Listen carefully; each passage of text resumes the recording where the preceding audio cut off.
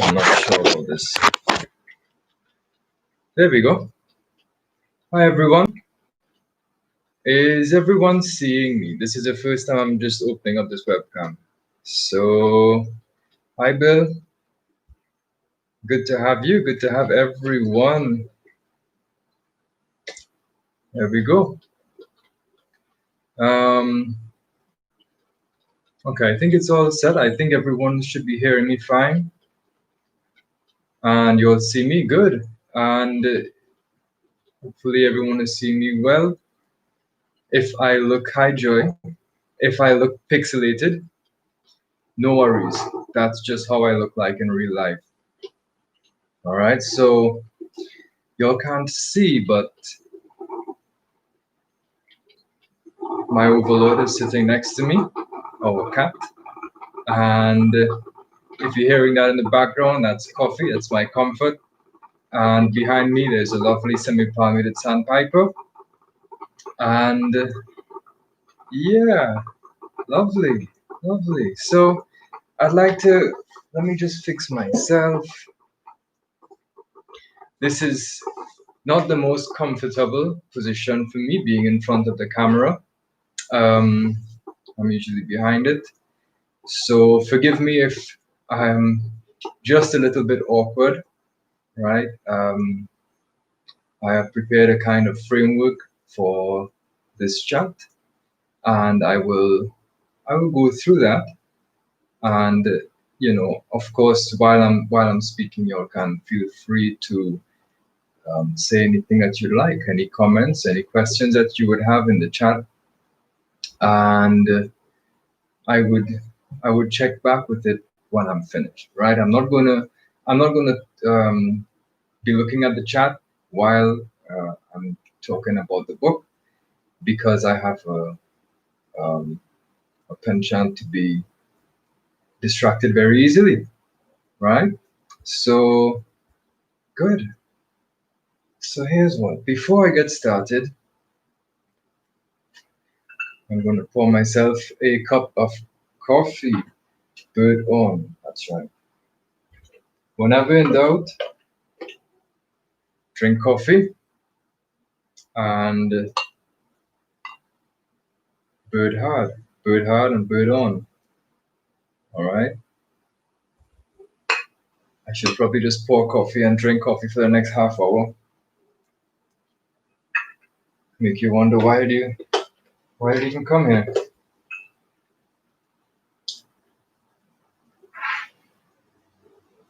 Okay, good. So all of my comforts are in place, and let's get right on into it.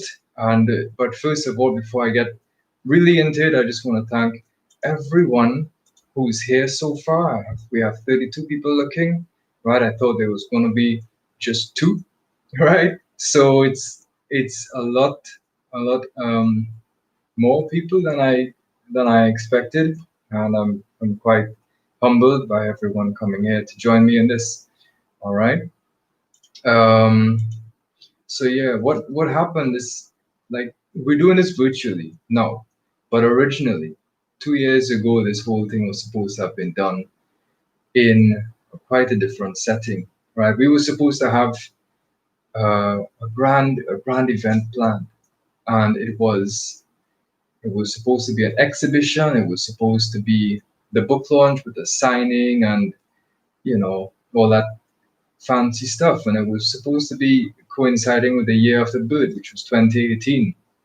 But fate took a cruel turn, as they say. Actually, various cruel turns it took. Right. So let me give you a piece of a story, just to get a little backstory with this whole thing, why we postponed it by 2 years and so on. Right. So I want you to picture this. It's 6 in the morning, just after 6. The sun is now coming up, and I'm on a solo mission in Trinidad's northern range. And I'm going to photograph oil booths. That was a mission facilitated by the good folks at Acer, right? And out of the blue, as I round a corner, a bolt in my engine blows out.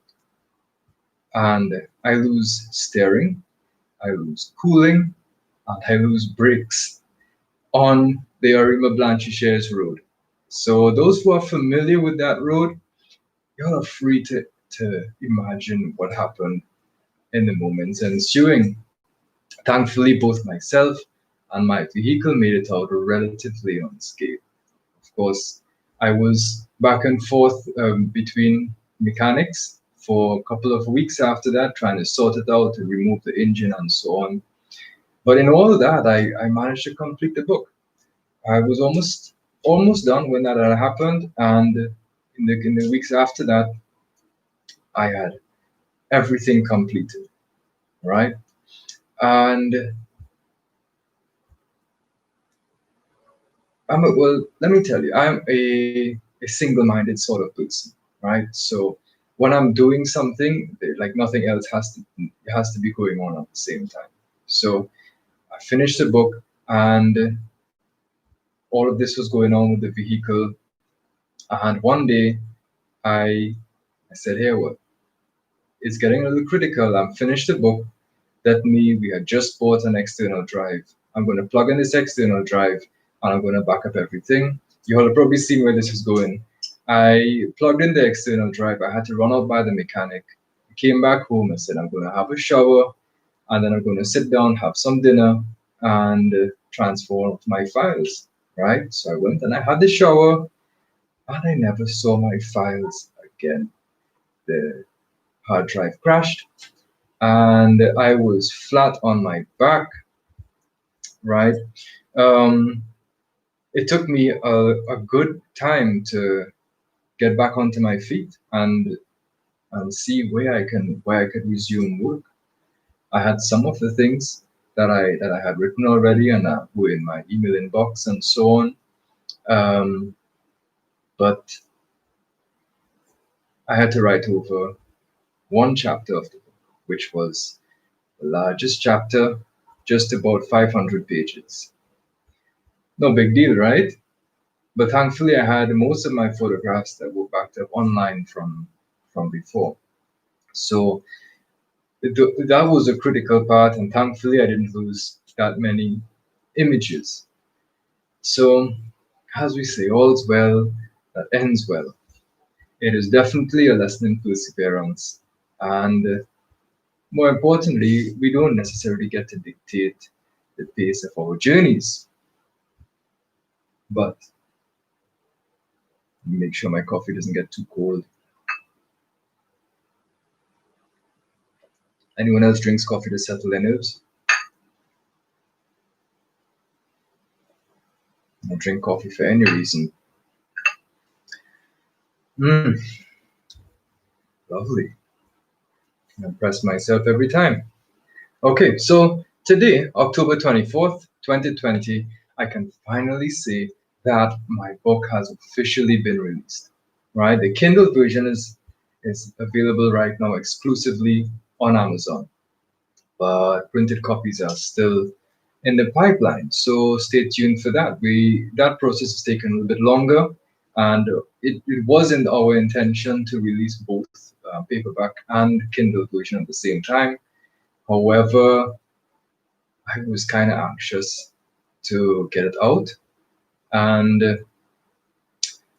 yeah, that's my only excuse. I was anxious. I mean, it's been so many years. I started thinking about this project. I started to conceptualize it maybe about 4 years ago. Worked in it for so long, lost the data, wrote it back. So I think my anxiety is a little understandable, right? So, hmm, the reason why I have summoned everyone here is the book itself, right? So let's talk about that. Casual birding in Trinidad and Tobago, introducing more than 175 of TNT's common and iconic birds. First of all, let me remind you of what makes this place, Trinidad and Tobago, so special in terms of birds. On record, we have 489 species. 489 species. To put this into perspective, if you look at the entire continent of North America, you're looking at about 1,000 species. 489, 1,000, right? TNT can fit into North America about 5,000 times, but has almost half of the number of species of birds. Yeah, so it goes without saying that if you look for birds here, you're going to find birds, a lot of birds. In fact, the record for the most amount of species seen in Trinidad in a single day was 183, and that was a record set only last year by a group of birders. I wasn't there with them personally, but I don't think they were birding casually. Just saying. But I can tell you, right? In one day, while I was at home, this was during the lockdown a few months ago, I recorded 40 species without ever leaving my house. And I'm not living in the middle of the forest yet. Hopefully, one day that dream will come true. Their universe, I'm just putting it out there. Hopefully, at some point in time, that will become a reality. So, you might be wondering why 175 species of birds? What's so special about that number? It was a tough number, to be quite honest, right? It's a lovely, aesthetically appealing number, but it was difficult to get to. I was only able to get it down to 177. Did you think I was talking about it was difficult to get up to 175? Ah, no way, it's birds. I'm never going to shut up on birds. So I had a lot more than 175, and I had to, regrettably chop a few here and there and get it done. As I did try to get it to 175, but I just couldn't. I looked at all of the species that we had, and I said, I can't let go two more of you guys. Anyway, this book operates on a concept of some being better than all, right? So if you think about it, what would have happened if I had delivered a book with every single species of bird that I had photographed? Well, it was going to be a bit bigger, right? But that book, if I had included everything that I have ever photographed, they would be like, here's a book of things that I have seen, right? And these are things that I experience, and this is all about me. And I have been here, and I have seen this, and this is my tally, and this is my list. And firstly, that's not what I'm about. And secondly, one of the main goals of the book is going to be lost had I gone that route. So let me give you a hypothetical situation to explain where I'm going. But first, let me drink some more coffee.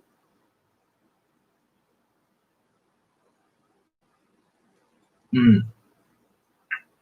I hope somewhere someone else is joining me in a cup of coffee. I have several coffee buddies around the world, and if you're one of my coffee buddies, you know that any time is coffee time. So, yeah, the hypothetical situation I was talking about. Let's say that 10 birds visit your backyard every day, and I show you 9 of them. Previously, they were all a bunch of unknown birds. They're just birds that were in your garden, right? And now you know 9. Now I've shown you 9 of them. So suddenly you become interested in the 10th one. If there were 10 that were here all the time and now I know 9, what about the 10th one? There is now this air of mystery that's going to awaken something inside of you. You're going to want to know about this 10th bird. What is this bird about? Where did it come from? If all of the other birds have stories, then what is the story with this 10th bird? And then what do you think is going to happen when an 11th bird shows up that you've never seen before, that I didn't tell you about, that no one told you about? Can you imagine the excitement that's going to come over you? So that's what I'm talking about, right? The awareness of the commonplace is going to make the uncommon stand out. You will come to understand that every blackbird isn't a blackbird, that Every egret is not the same as the other egret. Gradually, you'll come to realize the most beautiful and addictive aspect of nature. The more you look, the more you see.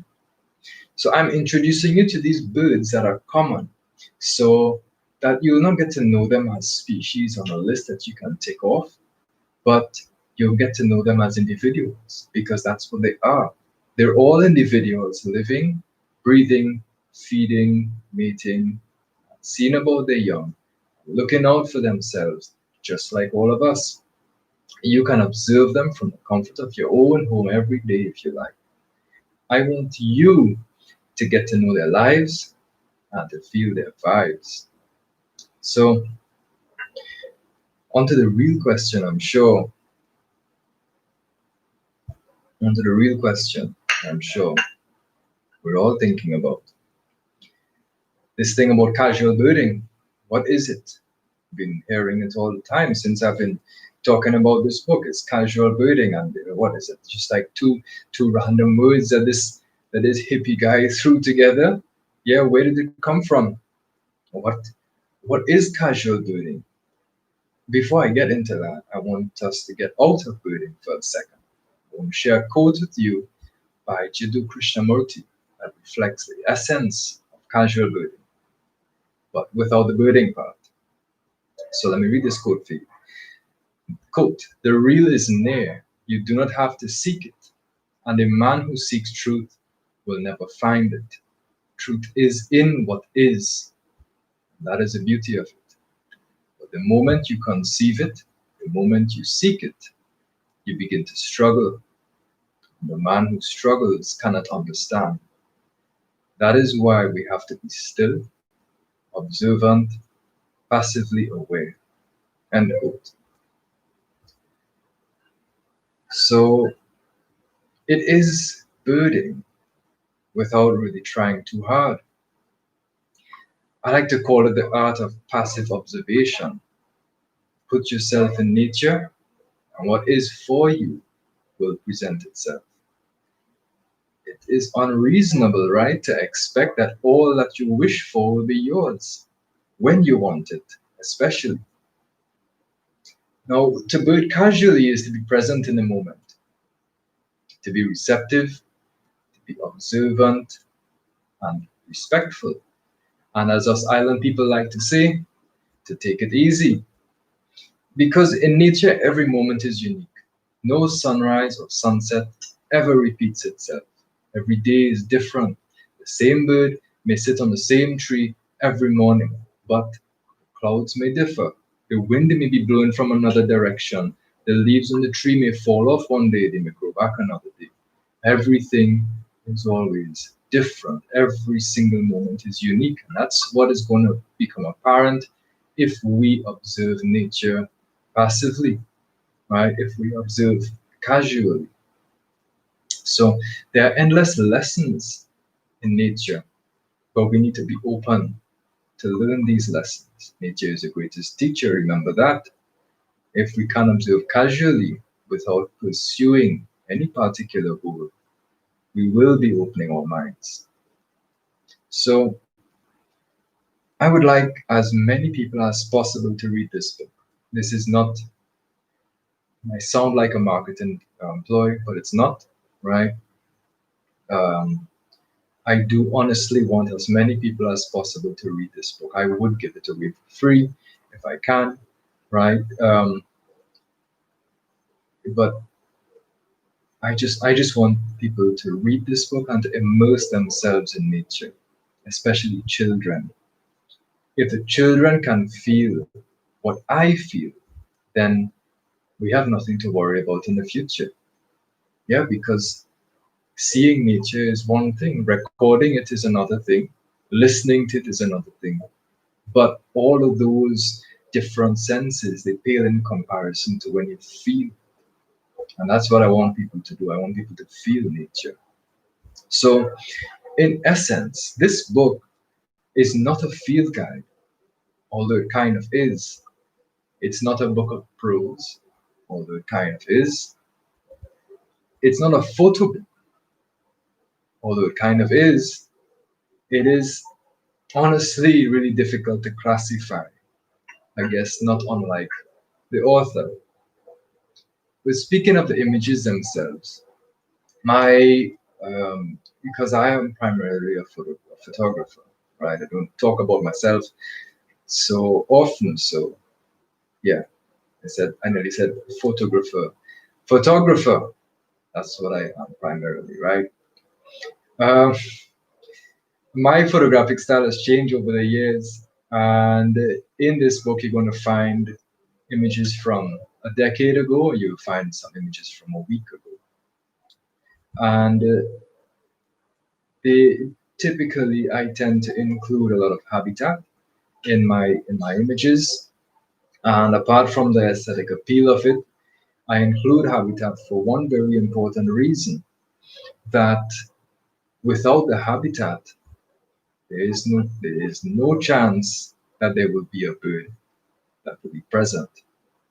Yeah, the habitat is extremely important. We need to be able to conserve our habitats. And furthermore, the habitat is beautiful, right? The habitat is just as beautiful as what occupies it. And that's what I want everyone to understand. The curvature of a twig, anything, sunrise that's coming up, it's all beautiful. And that's what I want people to see. I'm showing you in these kinds of pictures that I have in my kind of weird, unique style that I'm showing you how the bird is most likely to be seen. If let's say we're talking about a wood rail that typically loves to be hidden, I'm going to show you how the bird looks hidden. Yeah. But anyway, you'll see for yourself. I'm not going to give away too much about the book. So, no, am I going to talk forever? So, I just want to thank everyone for your time and for listening to me talk about this near and dear project of mine, right? I would like this book to spark a much needed interest in preservation of our natural heritage, whether it's here in Trinidad and Tobago, whether it's in the wider Caribbean, all around the world. Nature is our heritage and we need to care for it. So I would like to open up to a little Q&A, but before I get to that, I would really like to extend some special gratitude towards some people without whom this project would have not been completed. So, wait, coffee.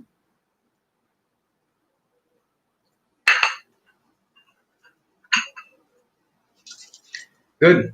Thank you to Martin Kennefic, first of all, for fact checking all of the information in the species accounts. I learned so much in the process of writing this book, and I continue to learn every day.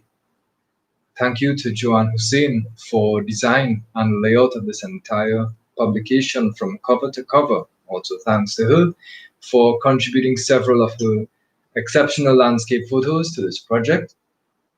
Thank you to Preeti Desai for proofreading, editing, further fact checking, and ensuring that information presented was done so in a consistent and readable manner.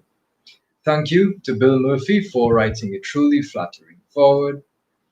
Bill, you made me feel exceptionally worthy in that forward, and for that, I thank you.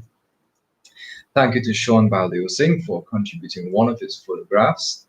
Thank you to Regina Dumas for constantly keeping me motivated through the years, even when I felt like I had the wind knocked out of me. You've always ensured that my head was above the water. Thank you. Thank you to Jason Mohammed for providing feedback on this project as it was going on. Thank you to Firoz Umardeen for answering all of my questions on trees. Thank you to the wider Trinidad and Tobago Field Naturalist Club for being the first ones to welcome me into the bird world. I remember my very first trip. It was in 2010 and we went. It was in Paramin by Kay. Kay, if you're looking, thank you for welcoming me, especially. You've always been very kind to me and made me feel right at home in your home from that very first time.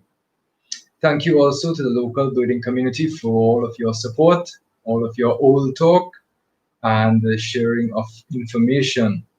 Thank you to all of my foreign friends who have visited Trinidad and Tobago and gone birding with me.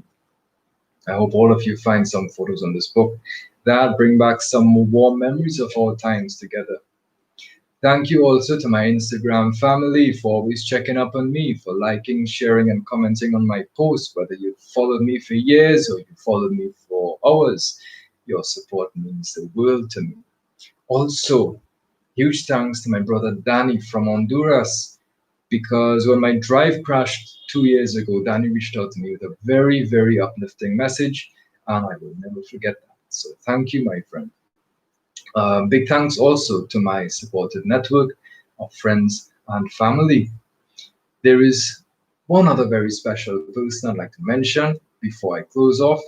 She is a budding wildlife photographer from England, and I had the pleasure of meeting her earlier this year in Tobago. Hi, Emily. You have to send me some pictures. I hope you're well and I hope you're snapping away. So, again, thank you to everyone for being here. Thank you for enduring this talk. And at this point, I would like to open up the Q&A. If you have any questions, please please let me know in the chat. I'm now looking at the chat because you see it now. I'm distracted. Now I'm reading, right? So hi Roger. Thank you, Auntie Farida. Thank you. Thank you, everyone. Hi, Julie. Hi, Shayna. My bearded birthing brother. Pooh. Let me say that again. My bearded birthing brother. That always gets me. Darshan, good to have you, my friend. Right. Thank you, my dear family, Uncle Shiraz. I'm looking forward to everyone reading this book.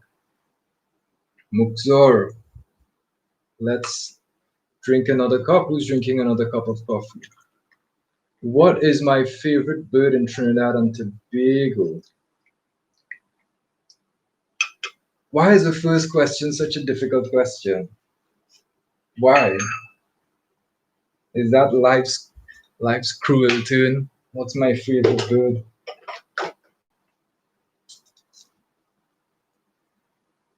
It's really tough for me to pick a favorite bird. Wow.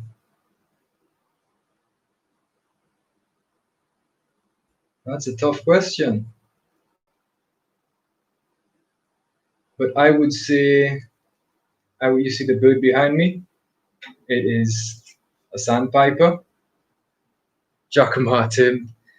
Yeah. I have, I have, I have a very, very special place in my heart for all the shorebirds, and that's the family that this little guy belongs to. So I would say that they are as a family my favorite family of birds. But to say in Trinidad and Tobago, I would probably go with a Trinidad moth.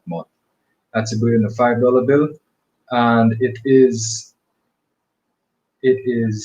endemic to here, so it is not found anywhere else in the world.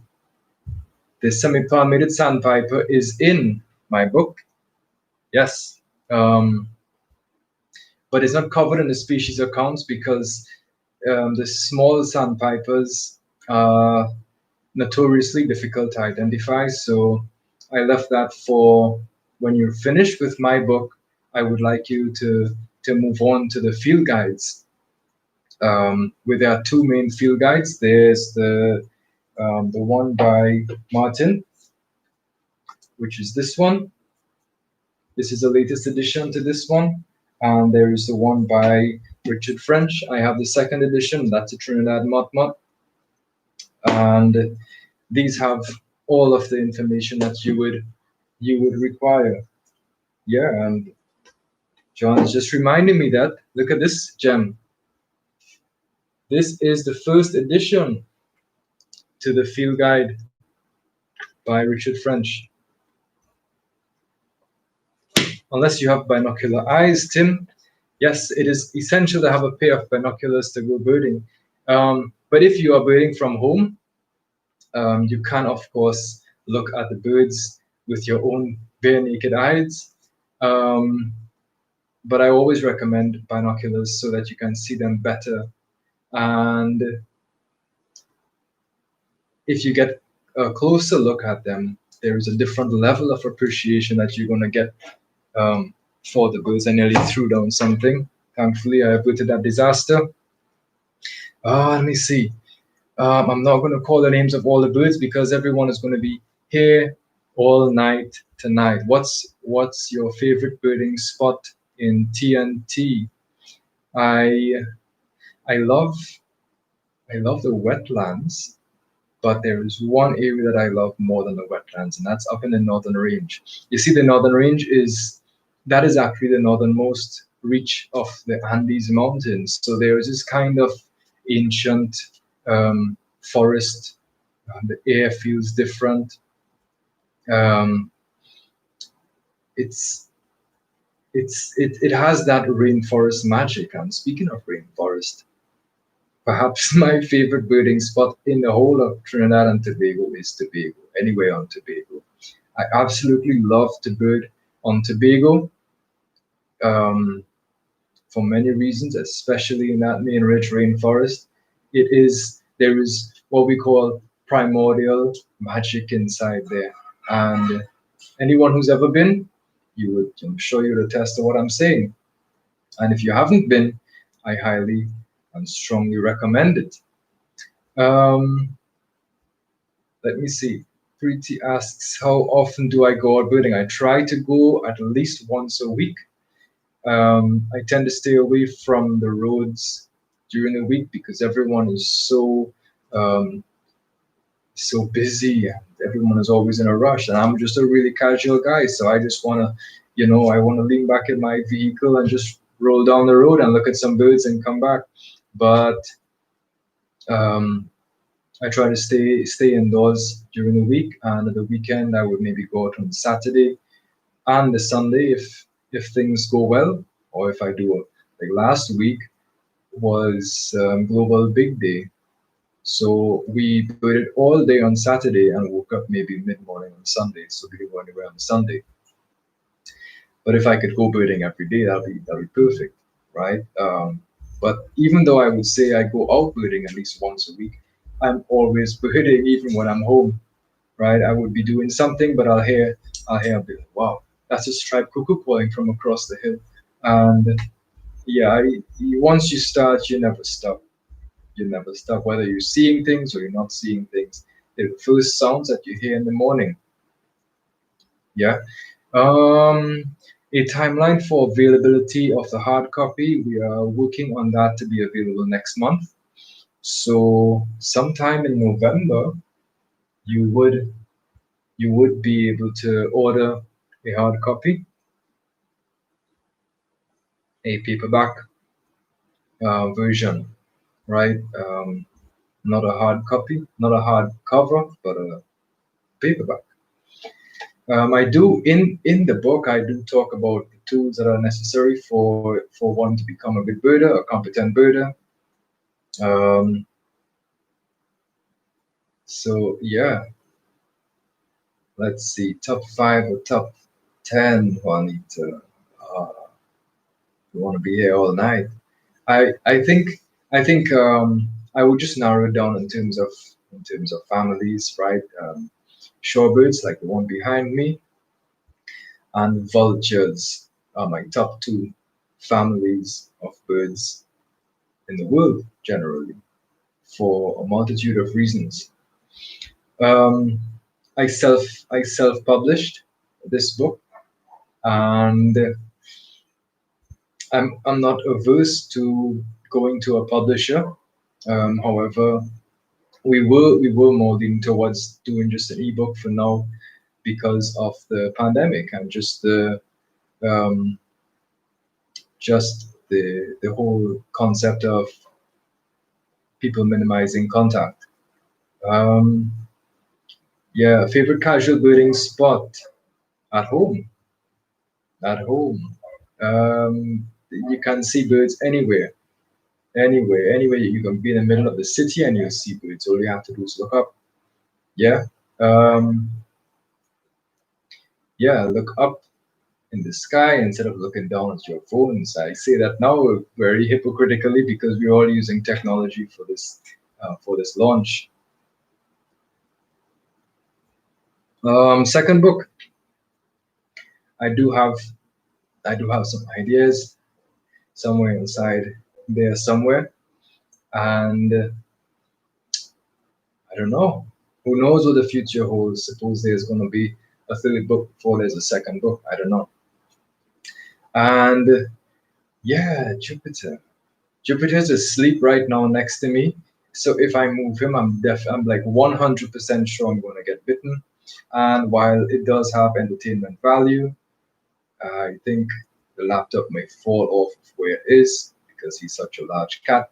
But yes, he's the best cat. He is an indoor cat, and I'm always telling people to keep their cats indoors. And if he does go outside, it's always supervised, and that obviously gets me many threats from my lovely cat people. Thank you, Tassin. All right, thanks, Randy, my brother. The summer tanager. So the summer tanager was a migrant that showed up in a mango tree in the back of Jason's house, which is close to where I live.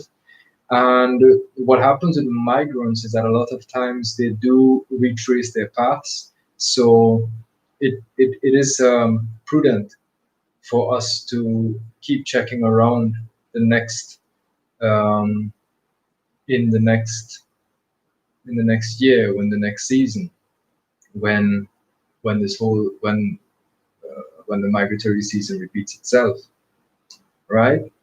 Um, Thank you, Dad. And what got me interested in birds in the first place? For as long as I could remember, I had loved nature and loved birds. Several of my earliest memories involve birds. Um, and nature in general. I remember being at home and at night, and I would hear the shriek of a barn owl as it flew over, and I would just run outside to look at this bird. And sometimes I'd look at it, and it would look at me because owls can't look at you; they have forward-facing eyes, and it would look at me as it flew overhead, and it brought me so much joy to just see a bird like that, to see something that's so special. We had um, pygmy owl that would come on the fence and look at me when I was small. Um, I'm talking about a little boy, like before I even hit 10 years old, and I could have looked up in the sky and seen vultures soaring, and I could pick out that's a black vulture, that's a turkey vulture, that's a hawk, it's some strange bird that I don't know, but I'm definitely sure it's a hawk. It's not any vulture.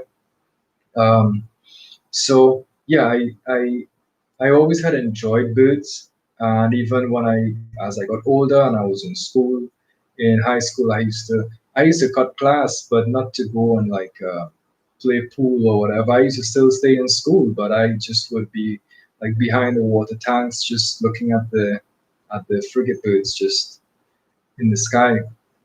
Um, so yeah, it's always been an interest of mine.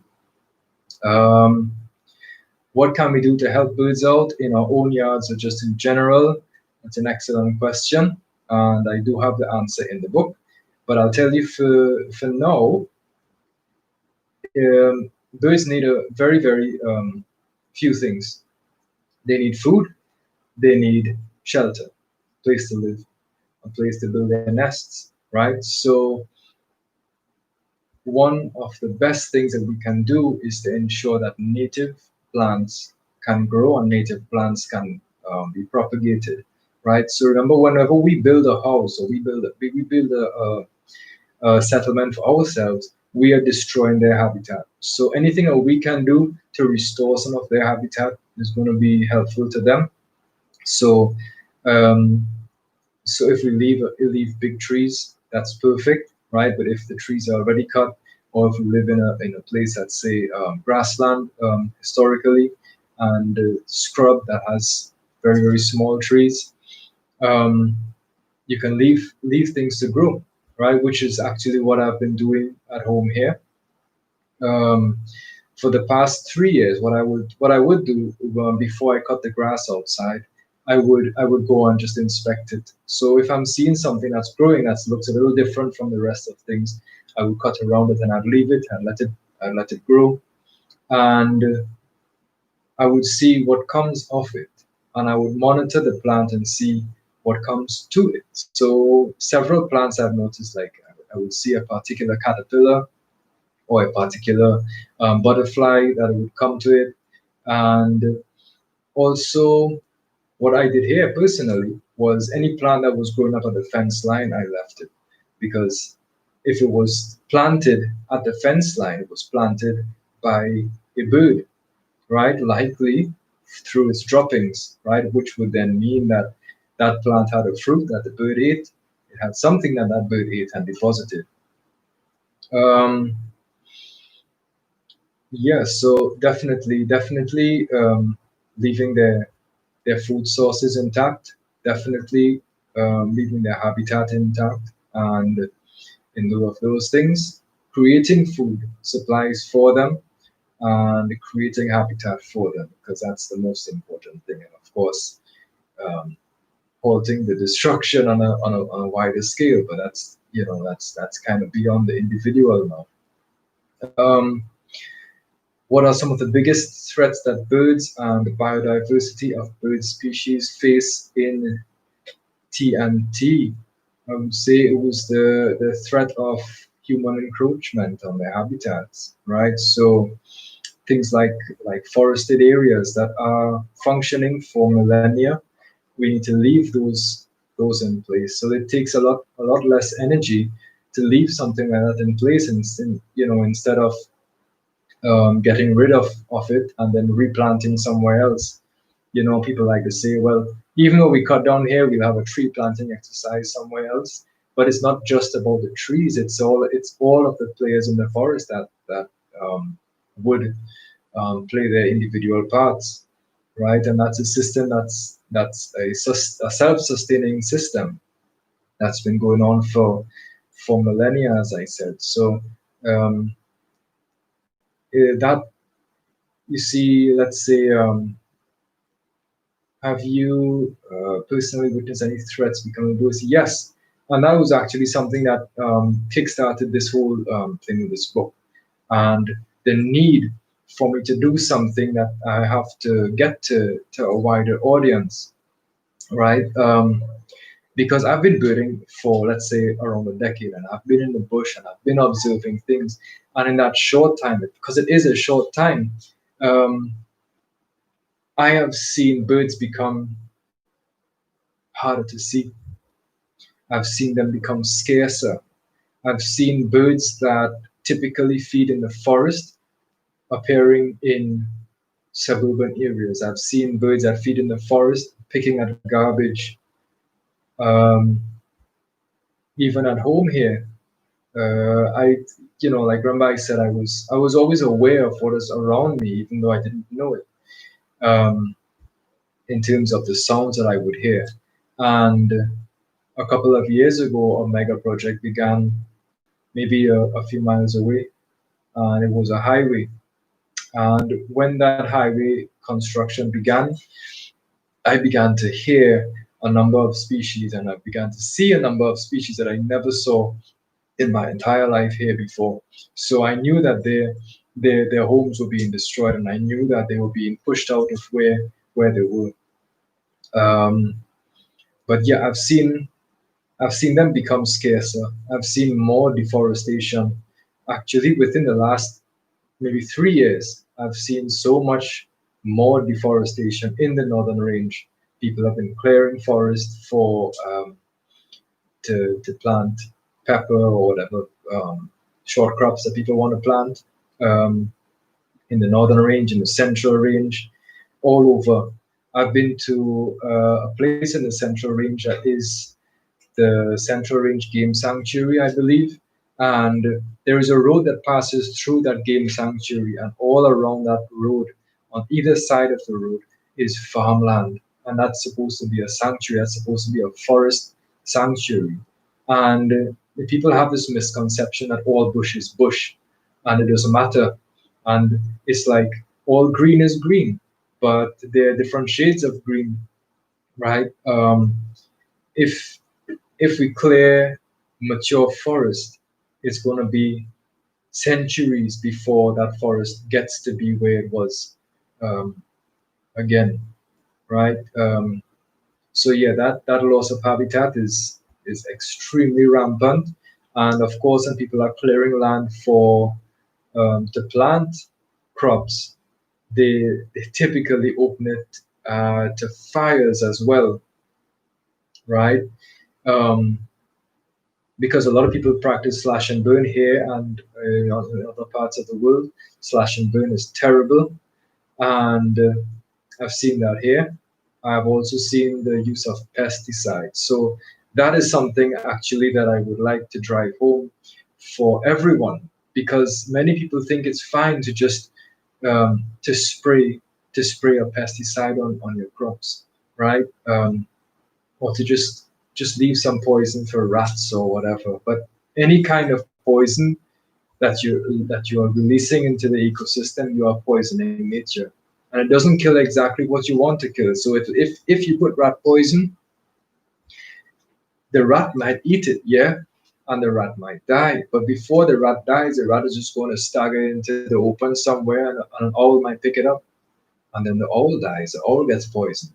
So you are releasing, willfully releasing poison to the ecosystem. So I remember a couple of weeks ago we were going birding, and in doing so we had to pass through a village, and it was appalling the number of times that we saw people that had their lots sprayed. Right, so you would see it. You would see a nice patch of green, and then immediately next day everything would be brown. Um, I remember for a couple of weeks ago, some of you all who followed me on Instagram or social media would have remembered a buff-breasted sandpiper that I posted. There was a particular wetland in South Trinidad that we were monitoring for the past few months, the migratory season, and we saw several shorebirds, including those buff-breasted sandpipers, very rare migrants. They were coming from the Arctic, and they were flying straight down to the Pampas in Argentina. And they they were feeding in this field, and it was a farmer's field. We pleaded with the farmer, please don't spray, at least for these few weeks, please don't spray. Because they spray to keep the grass down. They don't want the grass to grow, so they will spray poison to kill everything. And a few days later, we returned, and the sandpipers were still there, but everything was brown. And I couldn't help um, but wonder what is the effect on these birds, because they have these massive migrations to make. Um, but it's something that is not unique to Trinidad and Tobago, and that species, especially buff-breasted sandpipers, they are fans of fields, of wet fields especially, and um, yeah, they are particularly susceptible because those wet fields have a lot of them have become um, they have become tied they have become um, farmland. Yeah, that's the word I was looking for, farmland. Um, Plants, trees, and flowers, Auntie Anne, you can plant anything that is native, right? So not every flowering plant is a good flowering plant, but we will be in touch, and I will send you some ideas of things that you can plant for that. So um, I hope that. Oh, Barry, yes. Is this the only book of its type and content? It is. It is not the only field guide, but as I said, it's not really typically a field guide. It doesn't have all of the species and everything like that. So it is a pretty unique book.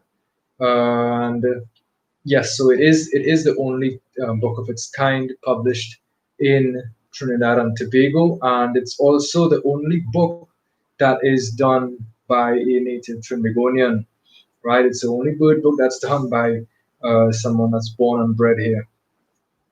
So yeah, it's coming up to an hour, and I've been talking a lot.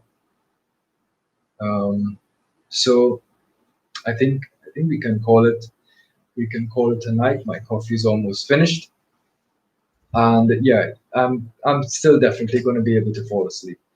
No worries, right? I would like to thank everyone, of course, again for coming, right, and for being a part of this very very special occasion for me. And if there are any